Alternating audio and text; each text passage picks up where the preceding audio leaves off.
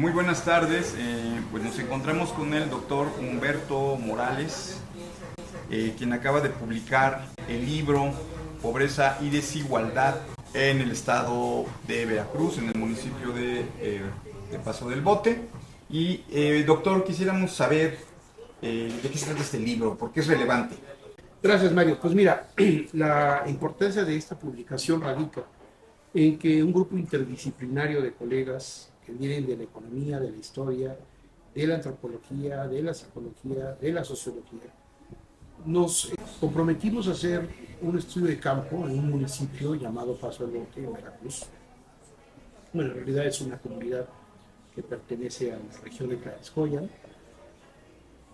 que se caracteriza por dos aspectos clave. Uno, porque es un territorio de una larga identidad de origen prehispánica, porque por ese territorio pasa lo que se conoce como la Ruta del Obsidiana, una larga tradición que nos remonta a la época olmeca, y por otro lado, porque es un bastión social, un laboratorio de muchas identidades que se han cruzado a lo largo de la historia y que hoy en día representa a un territorio de gran pobreza, de gran exclusión, de mucha migración, y que se encuentra en una situación muy precaria, porque además en esa ruta de la obsidiana ahora tenemos la ruta del crimen organizado. Es decir, cómo es que México pasa de una ruta identitaria, cultural, arqueológica, a una ruta de violencia estructural, de abandono, rezago, de delincuencia organizada y todo lo que se le acumula,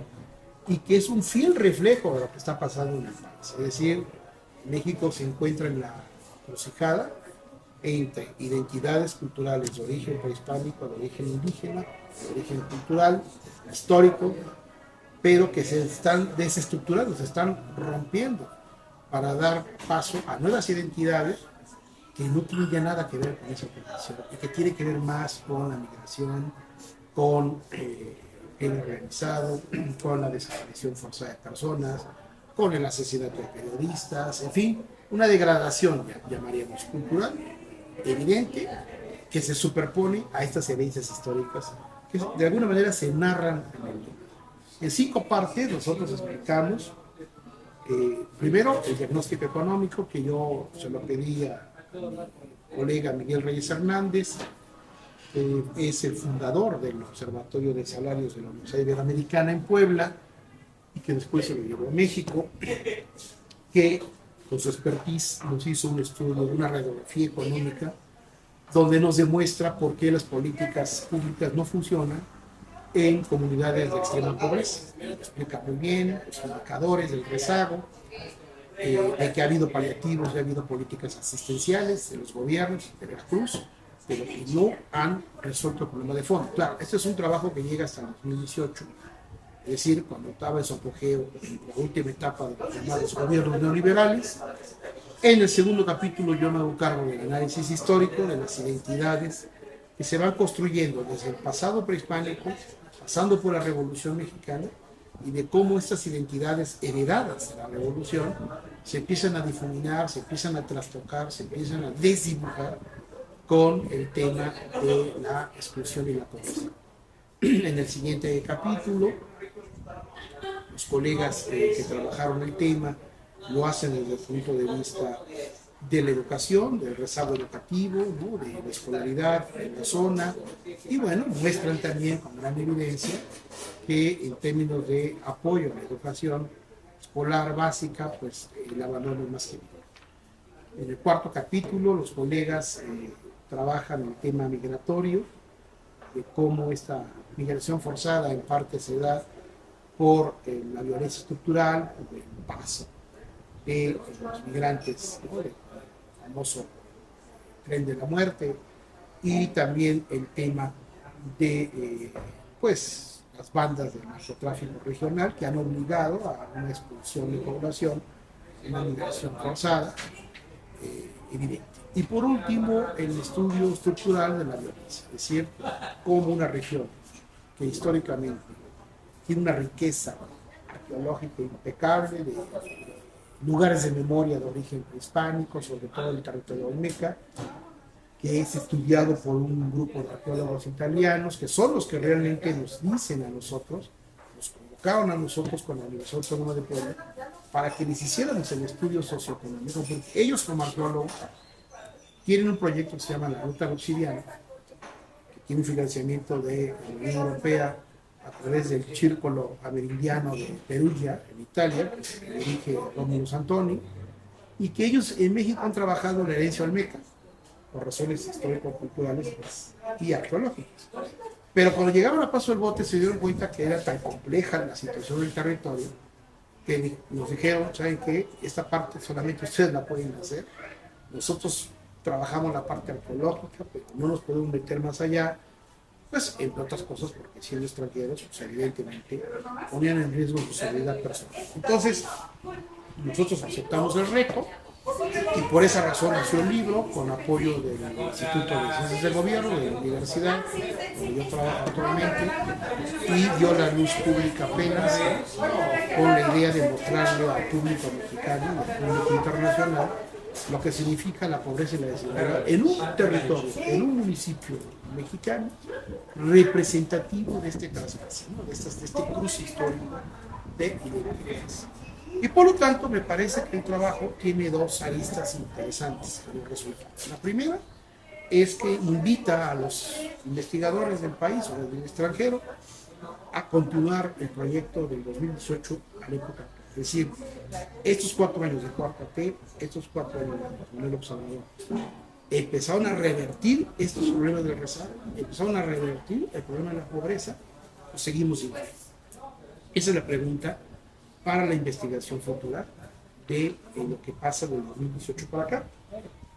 Y la segunda es también dejar abierta la puerta para que ese tipo de trabajos se puedan replicar en otras partes del país en un periodo de mayor duración que vaya del sexenio actual hacia atrás para realmente contestar a la pregunta si el neoliberalismo mexicano es completamente el causante de estos rezagos o si es algo mucho más complejo que una política neoliberal. Es evidente que en la lógica neoliberal las políticas públicas se diseñan como asistenciales. Esto es parte del modelo neoliberal, es decir, el Estado corrige los fallos del mercado, asignándole a los grupos vulnerables lo que el mercado no les da, ¿no?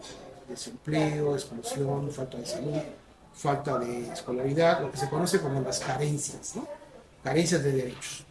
El modelo neoliberal te dice, bueno, el mercado tiene que gotear a mayor productividad y mayor crecimiento del PIB, tiene que gotear mayor cantidad de inversión en desarrollo, pero cuando esto no gotea, hay una falla en el mercado. Entonces, ¿quién corrige la falla? El Estado. ¿Cómo la corrige? Con asignaciones específicas. Subsidia, fomenta, asigna de manera directa recursos para grupos vulnerables, tercera edad, madres solteras, etcétera, etcétera. Pero eso no ha sacado al país del atraso, porque no basta con una política de fallo del mercado para que la economía crezca. Se requiere que inversión, mucha inversión privada, mucha inversión pública. Se requiere infraestructura en salud y educación, se requiere productividad. Si no hay esos factores, más justicia social, no es posible acabar con la desigualdad y la pobreza. Entonces, la pregunta para la investigación actual ¿es que realmente estamos cambiando el modelo neoliberal por un modelo diferente? ¿O seguimos en la cuesta del neoliberalismo y no lo vamos a poder dejar hasta que no tengamos estos elementos? La segunda interrogante que sale de este trabajo. Doctor Humberto, a propósito de este paso del modelo neoliberal a un modelo de la cuarta transformación, a tu juicio, ¿qué puede funcionar mejor? ¿Políticas públicas asistenciales focalizadas o políticas públicas de bienestar universales de la 4T o políticas redistributivas y de desarrollo e integración regional? Pues mira, es una muy interesante pregunta. Históricamente, las políticas asistenciales, que son típicamente neoliberales, en este país no han funcionado. Podemos ver la curva de tendencia de la degradación, por ejemplo, de los salarios, salario mínimo, por ejemplo, del 76 para acá, y vamos a ver que en la época del desarrollo estabilizador y del desarrollismo y del nacionalismo mexicano, pues evidentemente la ecuación salario nominal, salario real y productividad del trabajo iban más o menos de la mano. Esto no quiere decir que fueran la panacea, simplemente que la coyuntura histórica en que México se encontraba era de gran crecimiento, ¿no? Después de la Segunda Guerra Mundial, sustitución de importaciones, etcétera, etcétera. Se nos acabó el juego cuando vienen las crisis petroleras, ¿no? Del 76 al 88, que México le apostó de manera errónea a un proteccionismo excesivo de su economía y le apostó a la petrolización. Una de las paradojas de las consecuencias de la expropiación petrolera del general Cárdenas del 38 es que el Estado mexicano se echó a la hamaca para financiar políticas de desarrollo con el petróleo, en lugar de crear una estrategia fiscal progresiva, de impuestos progresivos, que hubiera obligado al capital a invertir más con mayores impuestos. Es decir, en vez de cargarle la cuota del desarrollo a los empresarios, inversionistas, por la vía de los impuestos progresivos, el Estado les permitió hacer con bajos impuestos y se dedicó a vivir de la petrolización. En consecuencia, viene el caos con la caída de los precios del petróleo a partir del 81, prácticamente toda la década, la famosa década perdida, y nos encontramos con endeudamiento, hiperinflación, devaluación monetaria y un brutal desempleo que arranca justamente con la elección de 1988. Entonces, fue un fracaso. El tema de cambiar la política asistencial por una política estructural de invertir en desarrollo y regionalizar el desarrollo para sacar a las regiones más rezagadas del atraso, ¿qué implica?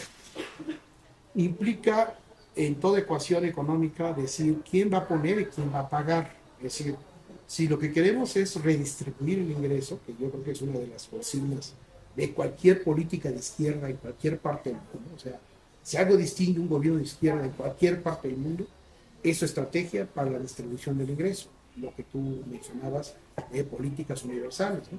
Política universal de salud, política universal de educación, política de salario mínimo universal, que ya algunos países europeos lo han empezado a discutir. Eso podría ser una estrategia de izquierda, o debería ser una estrategia de izquierda, pero para que esa estrategia funcione, alguien tiene que poner, alguien tiene que pagar. ¿Quién va a pagar? Van a pagar los deciles de ingreso más altos, con una caída de sus ingresos, de sus salarios, de sus prestaciones, para que esa bolsa financie el apoyo universal de salud, educación e ingreso mínimo para los más desposeídos, o eso lo va a pagar vía fiscal las grandes empresas, los grandes empresarios, la gran burguesía de negocios mexicana, que va a tener que aceptar que sus ganancias se tienen que reducir por la vía fiscal para financiar ese crecimiento, lo que implica invertir más en productividad, en empresas más grandes, traer capital e inversión extranjera, incluso privada, o sea, privada extranjera y privada nacional, que permita que el rezago se reviente a través de pleno empleo, ¿no? De estrategias de pleno empleo. Porque solamente con productividad vas a poder incentivar mejores salarios y vas a poder incentivar mejores prestaciones sociales a la población trabajadora sin que tengas que depender de una política asistencial. Pero para que eso suceda, tiene que haber un acuerdo económico, no solo político, sino económico, fiscal, una reforma fiscal agresiva, en la cual las grandes burguesías, los grandes consorcios, las grandes empresas van a tener que pagar no solamente los impuestos que nunca habían pagado, que es lo que Andrés Manuel ha logrado, que todos paguen lo que no pagaban, pero con Andrés Manuel no hubo incremento de impuestos. Y eso no es suficiente. O sea, a Andrés Manuel le alcanzó el dinero para mantener a flote su administración, pero no le está alcanzando para sacar del rezago a la población. ¿Cómo se está financiando el aumento del salario mínimo real, ¿no? Que ha sido importante en los últimos 4 años? Estamos hablando de un aumento real en 4 años del 90%, algo inédito en la historia mexicana. Sí, está muy bien, Los más pobres que tenían un salario mínimo están empezando a vivir mejor. Sí, pero la mayoría de la población no vive de un salario mínimo, viven de 2 o 3 salarios mínimos. Y el problema es que esa población no tiene los mismos aumentos que han tenido los que viven de un salario mínimo. Entonces, ¿qué quiere decir esto? Estamos nosotros sacando a los más pobres del país de la pobreza extrema con salarios de subsistencia, pero no estamos enriqueciendo a las clases medias altas, que son las que pueden jalar vía productividad a esta población. Las estamos también castigando. Es decir, estamos teniendo un gobierno pobre porque teníamos un país pobre. Cuando Andrés Manuel nos dice no puede haber gobierno rico con pueblo pobre, tiene razón, pero tampoco puede salir adelante un país pobre con gobierno pobre. No. Necesitamos un pueblo rico con Estado rico. Eso es lo que necesitamos. Y para lograr eso se requiere una estrategia fiscal, una estrategia de inversión, de atraer más inversión privada y sobre todo extranjera, si es que los nacionales no quieren invertir, y una política social de izquierda que vigile que el ingreso universal, que la salud universal, que la educación universal realmente llegue a la población más necesitada, y los que menos la necesitan tengan una proporción menor de ayuda, o que ellos paguen parte de eso. Porque cuando alguien dice debe ser gratuita la educación superior, por ejemplo, que nadie pague por entrar a la universidad, ¿a quiénes estamos ayudando con una estrategia así? A los más ricos, no estamos ayudando a los más pobres. Si yo tengo a mi hijo en una universidad privada y mañana me dice el gobierno que toda la universidad pública va a ser gratuita, a mí me conviene, si tengo altos ingresos, que mi hijo vaya a la pública, porque lo que no le dé la pública se lo voy a pagar en la privada. Y entonces el que se beneficia es el que tiene un decil de ingreso más alto, no el que tiene el decil más pobre. Una política pública coherente de apoyar universalmente a los más pobres parte por el hecho de que los subsidios tienen que estar focalizados efectivamente a los más pobres, pero no a los que tienen mayor ingreso. Los que tienen mayor ingreso tienen que pagar, tienen que subsidiar, y los de menor ingreso tendrán el apoyo. Pero si tú abres la cartera por razones electorales o por razones políticas, que toda la población se beneficie de una política de asistencia, concentras el ingreso en la población de mayores ingresos, no al revés.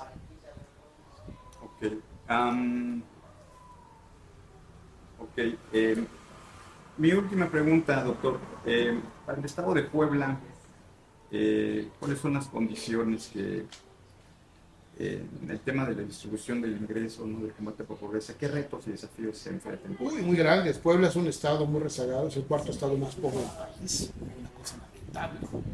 Producto de una historia muy accidentada de su siglo XX, ¿no?, de cacicazgos fallidos, de políticas regionalistas, de clientela y de camarilla, que hasta la fecha el Estado sigue en esa tesitura, donde los actores políticos le apuestan más a la forma que al fondo. Es decir, todo el mundo quiere tener una cuota de poder, todo el mundo quiere montarse en el discurso de un apoyo popular, pero que en el fondo, a cuentagotas, no ha dejado de ser asistencial los últimos 70 años. Es decir, la población pobre del Estado, que es la mayoría, sigue viviendo del goteo de los negocios, de las negociaciones de la clase política, de los cacicazgos. Pero no hay una estrategia profunda de inversión regional en el sentido que te lo dije antes. Sí.